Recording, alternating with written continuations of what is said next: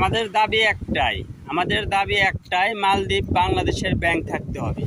আমাদের হয়তো ডলারে বেতন দিতে হবে, আর নয়তো রুপিয়া যে দিবে এই মালদ্বীপের টাকা দিবে, সেই টাকা আমরা ব্যাংকের মাধ্যমে বাংলাদেশে পাঠাবো। তা না হলে আমাদের এই দাবি কখনো বন্ধ হবে না, এই আন্দোলন বন্ধ হবে না।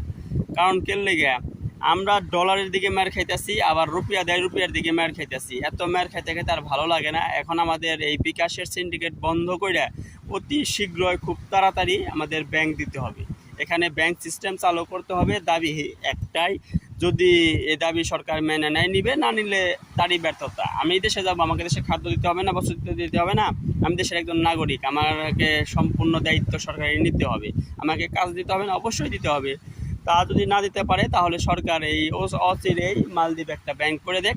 ব্যাংক করে দিলে সবার জন্যই ভালো হবে। আমাদের দাবি একটাই, আমাদের এখানে ব্যাংক লাগবে। মালদ্বীপ প্রবাসী যারা আছে তাদের সবার দাবি একটাই, প্রাণের দাবি একটাই, মালদ্বীপে বাংলাদেশের একটা ব্যাংক চালু করতে হবে, যেখান থেকে আমরা রুপিয়ার মাধ্যমে দেশে টাকা পাঠাতে পারব। তো আর আমাদের কোনো দাবি নেই।